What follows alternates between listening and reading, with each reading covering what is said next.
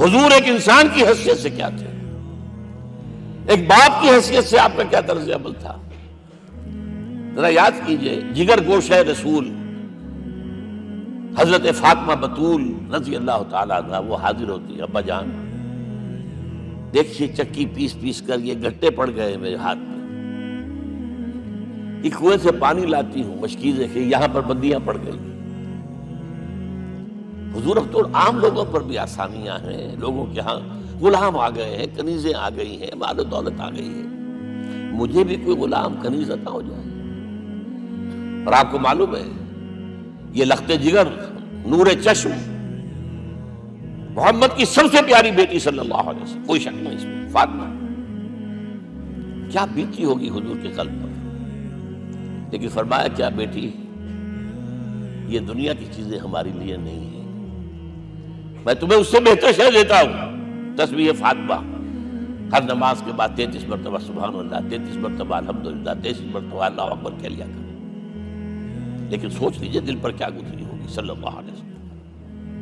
حضرت عائشہ سے پوچھئے، حضرت خدیجہ سے پوچھئے حضور کیسے شوہر تھے، آپ سے زیادہ خواتین کے حق میں نرم، گھر کے کام کا جھاڑو دے رہے ہیں، کپڑے جو ہیں بوسیدہ انہیں سی رہے، گھر میں بیٹھے ہوئے یہ کام کرتے تھے۔ بہرحال ایک بات میں آپ سے عرض کروں، آپ انسان کی جس حیثیت کا بھی ذہن میں تصور کریں گے وہ ساری حیثیتیں محمد میں موجود ہیں صلی اللہ علیہ وسلم۔ محمد حاکم کی حیثیت سے بھی ہے، محمد سب سالار کی حیثیت سے بھی ہے، محمد قاضی القضات بھی ہیں، محمد ہیڈ آف دی اسٹیٹ بھی ہیں، محمد بیویوں والے بھی ہیں، اولاد والے بھی ہیں، محمد 5 وقتہ امام بھی ہیں، جمعے کے خطیب بھی ہیں، مدرس قرآن بھی ہیں، مربی بھی ہیں، مزکی بھی ہیں، اور ہر میدان میں بلند ترین مقام۔ کوئی ایسی جامع شخصیت ملے گی؟ ہمارے ہاں تو حال یہ ہے کہ جو خطیب صاحب ہوتے ہیں وہ 5 وقتہ نماز کیسے پڑھا سکتے ہیں؟ ان کا تو اونچا مقام ہے، 5 وقتہ نماز کے لیے تو علیحدہ چاہیے امام آپ کو، اور وہاں بھی ایک امام سینئر ہوگا وہ عشاء مغرب اور فجر پڑھائے گا، ایک جونیئر ہوگا بیچارہ وہ جو خاموش نماز ہے وہ پڑھائے گا۔ 5 وقتہ نماز پڑھا رہے ہیں محمد صلی اللہ علیہ وسلم، اور خطیب بھی وہی ہے، مربی بھی وہی ہے، مزکی بھی وہی ہے۔ ہمارے ہاں جو لوگ تزکیہ نفس کے میدان میں ہیں وہ پھر جماعت کبھی نہیں کراتے، کبھی نہیں دیکھا ہوگا آپ نے کسی صاحب کو کراتے ہوئے۔ یہ جامعیت جو ہے، جامعیت کبریٰ، میں صرف ایک بات کہا کرتا ہوں، ایک اعتبار سے حضور کا اسوہ نامکمل ہے۔ آپ مجھے سوء ادب کا مرتکب نہ قرار دے دیں، اسوہ کیا ہے؟ عورت کے لیے اس کی اپنی نسوانی زندگی کے لیے اسوہ آپ میں نہیں ہے، آخر نصف انسانیت ہے، اسے بھی اسوہ چاہیے۔ یہ ہے جس کی وجہ سے حضور نے شادیاں کی ہیں زیادہ۔ خواتین کے لیے اسوہ حضور کے ازواج مطہرات ہیں، اور ان میں سب سے بڑھ کر جو بالکل یوں سمجھیے کہ آغاز کے اندر نوجوانی میں آ گئی ہے حضور کی خدمت میں، نہایت ذہین و فتید، انہوں نے پھر عورت کی زندگی کے لیے حضور کا جو طرز عمل تھا وہ انہوں نے بیان کیا نا۔ اس لیے سورہ احزاب کے اندر اس کا تذکرہ ہے، جہاں یہ آتا ہے لقد کان لکم فی رسول اللہ اسوۃ حسنہ، وہیں پر یا نساء النبی لستن کاحد من النساء، اے نبی کی بیویوں تم عام عورتوں کے مانند نہیں ہو، تمہیں تو اسوہ بننا ہے امت کے لیے۔ اب اس سے اگلا قدم میں بڑھا رہا ہوں آگے، اور اس کے ساتھ جڑ جائے گی تیسری بات۔ تیسری بات کیا ہے؟ وَنَصَرُوهُ، اس کی مدد کریں صلی اللہ علیہ وسلم۔ پہلی بات تو یہ نوٹ کیجئے، حضور انتہائی غیور انسان تھے، انتہائی غیور۔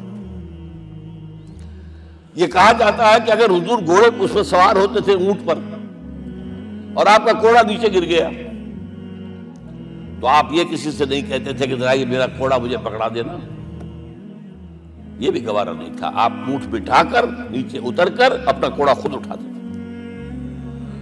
کسی سے اپنے ذاتی کام کے لیے کوئی مدد مانگنا امکان ہی نہیں۔ بلکہ ایک واقعہ تو وہ ہے جب بھی میں تذکرہ کرتا ہوں میری آنکھوں میں آنسو آ جاتے ہیں. یہ ہجرت کے وقت کا واقعہ ہے. آپ کو معلوم ہے حضور نے تمام مسلمانوں کو مکے سے جانے کی اجازت دی، چلے جاؤ مدینے، چلے جاؤ مدینے. آپ خود تھے موجود، اس لیے کہ رسول اپنے مقام کو نہیں چھوڑ سکتا وداؤٹ ایکسپریس پرمیشن فرام اللہ سبحانہ وتعالی. اب حضرت ابوبکر پوچھ رہے ہیں حضور اجازت آ گئی؟ نہیں آئی. آ گئی؟ نہیں آئی. دن گزر رہے ہیں. حضرت عائشہ کی روایت ہے ایک روز ہم نے دیکھا دوپہر کے وقت آ رہے ہیں حضور، کپڑے سے اپنا سر جو ہے ڈھانپا ہوا ہے. عرب میں دوپہر کے وقت وزٹ کرنا جو ہے یہ ان کے خلاف دستور ہے، ان کی تہذیب کے خلاف ہے. یہ قیلولے کا وقت ہوتا. تو حیران ہوئے. آتے ہی فرمایا ابوبکر ہجرت کی اجازت ہو گئی. اب انتہائی خوشی سے اور بڑی امید میں کہ بڑی شاباش ملے گی حضرت ابوبکر فرماتے ہیں، عرض کرتے ہیں حضور میں نے 2 اونٹیاں تیار کر رکھی ہیں، خوب کھلا پلا کے انہیں فرما کیا ہوا ہے، یہ ہجرت میں ہمارے کام آئے گی. حضور تھوڑا سا توقع فرماتے ہیں، پھر کہتے ہیں اچھا ٹھیک ہے، ایک میں استعمال کروں گا لیکن میں اس کی قیمت ادا کروں گا. حضرت ابوبکر رو پڑے. حضور مجھ سے یہ مغایرت، سائے کے طرح کے ساتھ رہنے والا، اس سے یہ مغایرت، ذرا سے اشارے پر اپنی کم سن بیٹی پیش کر دی نکاح کے اندر، اس سے یہ مغایرت. رو پڑے. لیکن حضور کی اپنی غیرت تھی، میں قیمت دوں. اب بتائیے مدد کا کہ یہ درکار تھی؟ مدد تھی ان کے مشن کے لیے. مشن 2 حصوں میں تھا. اس کو جانیے، آج کچھ علمی باتیں آ رہی ہیں. حضور کے مشن کے 2 حصے، ایک ابتدائی جو تمام انبیاء اور رسول کا تھا، ایک تکمیلی جو صرف محمد کا صلی اللہ علیہ وسلم. ابتدائی کیا ہے؟ اللہ کی طرف دعوت، تبلیغ.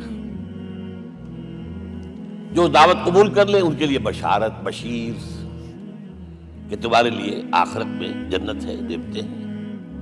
رد کر دیں ان کے لیے نذیر، خبردار کرنے والے، جہنم کے لیے تیاری کر لو. داعی اللہ، اللہ کی طرف بلانے والے. سراجا منیرا، روشنی کے چراغ. یہ حیثیتیں مشترک ہے تمام انبیاء کرام. تمام انبیاء بشیر بھی تھے، نذیر بھی تھے، داعی بھی تھے، سراج منیر بھی تھے. اگرچہ ان تمام حیثیتوں میں بھی حضور کا سب سے اونچا مقام علیحدہ نمایاں ہے، لیکن حیثیتیں بنیادی طور پر مشترک ہیں. ایک حیثیت تکمیلی، اور وہ کیا ہے؟ اے نبی جو دین آپ کو دیا گیا ہے صرف تبلیغ نہیں، صرف تعلیم نہیں، اس کو قائم کر کے دکھاؤ ایک نظام زندگی کی حیثیت سے. 3 مرتبہ قرآن میں یہ الفاظ حضور کے لیے آئے ہیں، هو الذی ارسل رسولہ بالہدی ودین الحق لیظہرہ علی الدین کلہ. 3 دفعہ سورہ توبہ میں یہ الفاظ آئے، سورہ صف میں یہ الفاظ آئے، سورہ فتح میں یہ الفاظ آئے. وہی اللہ جس نے بھیجا ہے اپنے رسول کو صلی اللہ علیہ وسلم، الہدا قرآن حکیم، ہدایت کاملہ، اور نمبر 2 دین حق. یہ 2 چیزیں دے کر بھیجا. کس لیے؟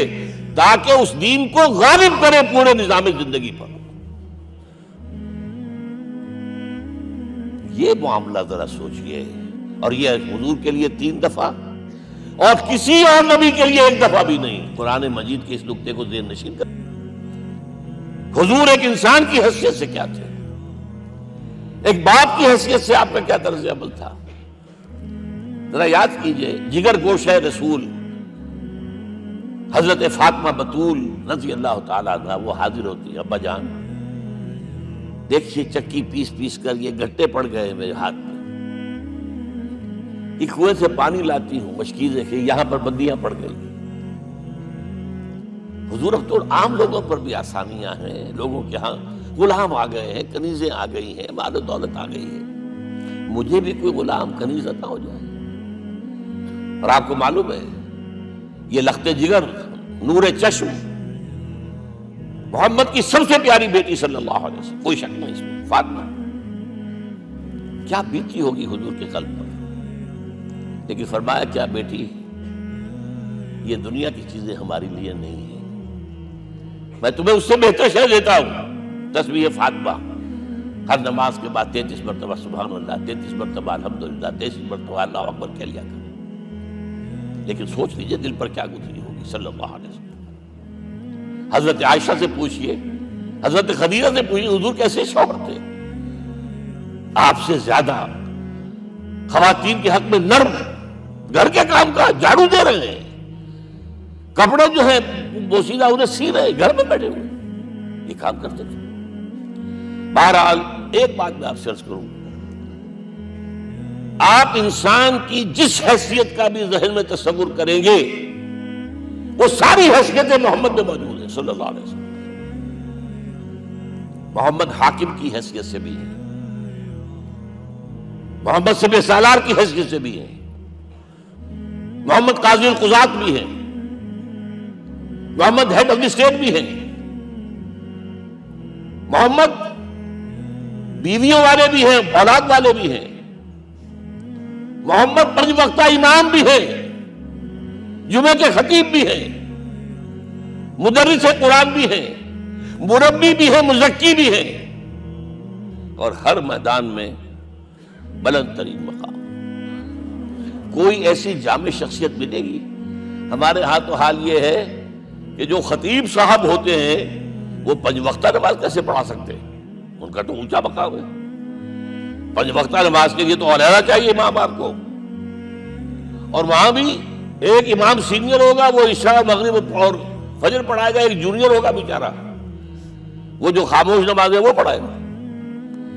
5 وقتہ نماز پڑھا رہے ہیں محمد صلی اللہ علیہ وسلم، اور خطیب بھی وہی ہے، مربی بھی وہی ہے، مزکی بھی وہی ہے. ہمارے ہاں جو لوگ تزکیہ نفس کے میدان میں ہیں وہ پھر جماعت کبھی نہیں کراتے، کبھی نہیں دیکھا ہوگا آپ نے کسی صاحب کو کراتے ہوئے. یہ جامعیت جو ہے، جامعیت کبریٰ. میں صرف ایک بات کہا کرتا ہوں، ایک اعتبار سے حضور کا اسوہ نامکمل ہے. آپ مجھے سوء ادب کا مرتکب نہ قرار دے دیں. اسوہ کیا ہے؟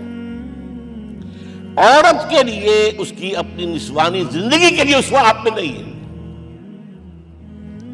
آخر نصف انسانیت ہے، اسے بھی اسوہ چاہیے. یہ ہے جس کی وجہ سے حضور نے شادیاں کی ہیں زیادہ. خواتین کے لیے اسوہ حضور کے ازواج مطہرات ہیں، اور ان میں سب سے بڑھ کر جو بالکل یوں سمجھیے کہ آغاز کے اندر نوجوانی میں آ گئی ہے حضور کی خدمت میں، نہایت ذہین و فتین. انہوں نے پھر عورت کی زندگی کے لیے حضور کا جو طرز عمل تھا وہ انہوں نے بیان کیا تھا. اس لیے سورہ احزاب کے اندر اس کا تذکرہ ہے، جہاں یہ آتا ہے لقد کان لکم فی رسول اللہ اسوۃ حسنہ، وہیں پر یا نساء النبی لستن کاحد من النساء، اے نبی کی بیویوں تم عام عورتوں کے مانند نہیں ہو، تمہیں تو اسوہ بننا ہے امت کے لیے. اب اس سے اگلا قدم میں بڑھا رہا ہوں آگے، اور اس کے ساتھ جڑ جائے گی تیسری بات. تیسری بات کیا ہے؟ وَنَصَرُوهُ، اس کی مدد کریں صلی اللہ علیہ وسلم. پہلی بات تو یہ نوٹ کیجئے، حضور انتہائی غیور انسان تھے، انتہائی غیور. یہ کہا جاتا ہے کہ اگر حضور گھوڑے اس پر سوار ہوتے تھے اونٹ پر اور آپ کا کوڑا نیچے گر گیا تو آپ یہ کسی سے نہیں کہتے تھے کہ ذرا یہ میرا کوڑا مجھے پکڑا دینا، یہ بھی گوارا نہیں تھا. آپ اونٹ بٹھا کر نیچے اتر کر اپنا کوڑا خود اٹھاتے تھے. کسی سے اپنے ذاتی کام کے لیے کوئی مدد مانگنا امکان ہی نہیں. بلکہ ایک واقعہ تو وہ ہے جب بھی میں تذکرہ کرتا ہوں میری آنکھوں میں آنسو آ جاتے ہیں. یہ ہجرت کے وقت کا واقعہ ہے. آپ کو معلوم ہے حضور نے تمام مسلمانوں کو مکے سے جانے کی اجازت دی، چلے جاؤ مدینے، چلے جاؤ مدینے. آپ خود تھے موجود، اس لیے کہ رسول اپنے مقام کو نہیں چھوڑ سکتا وداؤٹ ایکسپریس پرمیشن فرام اللہ سبحانہ و تعالی. اب حضرت ابوبکر پوچھ رہے ہیں حضور اجازت آ گئی؟ نہیں آئی. آ گئی؟ نہیں آئی. دن گزر رہے ہیں. حضرت عائشہ کی روایت ہے ایک روز ہم نے دیکھا دوپہر کے وقت آ رہے ہیں حضور، کپڑے سے اپنا سر جو ہے ڈھانپا ہوا ہے. عرب میں دوپہر کے وقت وزٹ کرنا جو ہے یہ ان کے خلاف دستور ہے، ان کی تہذیب کے خلاف ہے. یہ قیلولے کا وقت ہوتا. تو حیران ہوئے. آتے ہی فرمایا ابو بکر ہجرت کی اجازت ہو گئی. اب انتہائی خوشی سے اور بڑی امید میں کہ بڑی شاباش ملے گی، حضرت ابو بکر فرماتے عرض کرتے ہیں حضور میں نے 2 اونٹیاں تیار کر رکھی ہیں، خوب کھلا پلا کے انہیں فرما کیا ہوا ہے، یہ ہجرت میں ہمارے کام آئے گی. حضور تھوڑا سا توقع فرماتے ہیں، پھر کہتے ہیں اچھا ٹھیک ہے، ایک میں استعمال کروں گا لیکن میں اس کی قیمت ادا کروں گا. حضرت ابو بکر رو پڑے. حضور مجھ سے یہ مغایرت، سائے کے تناب کے ساتھ رہنے والا، اس سے یہ مغایرت، ذرا سے اشارے پر اپنی کم سن بیٹی پیش کر دی نکاح کے اندر، اس سے یہ مغایرت. رو پڑے.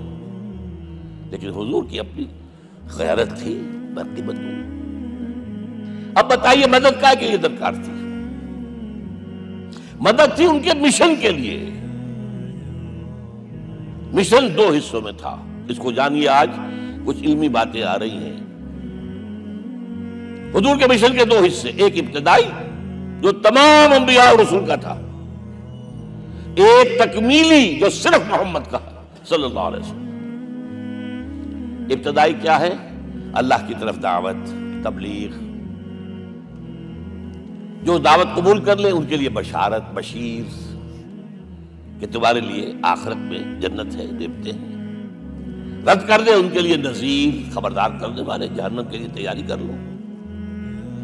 داعی اللہ، اللہ کی طرف بلانے والے. سراجا منیرا، روشنی کے چراغ. یہ حیثیتیں مشترک ہے تمام انبیاء کرام.